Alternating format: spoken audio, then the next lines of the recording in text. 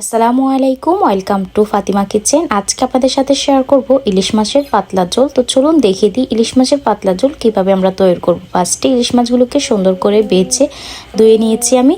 এখানে আজকে মাটির পাতিলে আমি ইলিশ মাছটা রান্না করব। তো ফার্স্টে পেঁয়াজ দিয়ে দিয়েছি আমি। এখানে 1 কাপ পরিমাণ পেঁয়াজ, একটা মিডিয়াম সাইজের টমেটো দিয়েছি। 2 থেকে 3 মিনিট ভালো করে এগুলোকে নিয়েছি। যখন এগুলো একটু সফট হয়ে যাবে এখানের মধ্যে একটু লবণ দিয়ে দিব। লবণ এখানে আমি 1 টেবিল চামচ ইউজ করছি। এখানে জিরা 1 টেবিল চামচ, হলুদ হাফ চামচ থেকে কম, এখানে মরিচ আমি 2 টেবিল চামচ ইউজ করেছি, রসুন এখানে 2 টেবিল চামচ দিয়ে দিলাম। এখানে মাছের মশলা 1 টেবিল চামচ দিয়েছি। এখন সুন্দর করে মশলাটা ভালো করে কষিয়ে নিব।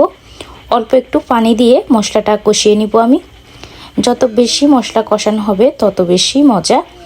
তো এই যে আমার মশলাটা ভালো করে কষানো হয়ে গিয়েছে। এখন এর মধ্যে আমি সবগুলো মাছ দিয়ে দিব। তো এই যে সবগুলো মাছ আমি সুন্দর করে মশলার মধ্যে দিয়ে দিলাম।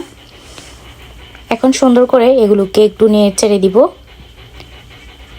একটু হালকা করে নেড়ে চেড়ে দিতে হবে যেন মাছটা যেন না ভেঙে যায়। আপনাদেরকে একবারই শর্টকাটে রেসিপিটি শেয়ার করলাম। আর সুন্দর করে মাছটা কষিয়ে সুন্দর করে মাছটা আমি রান্না করে নিব।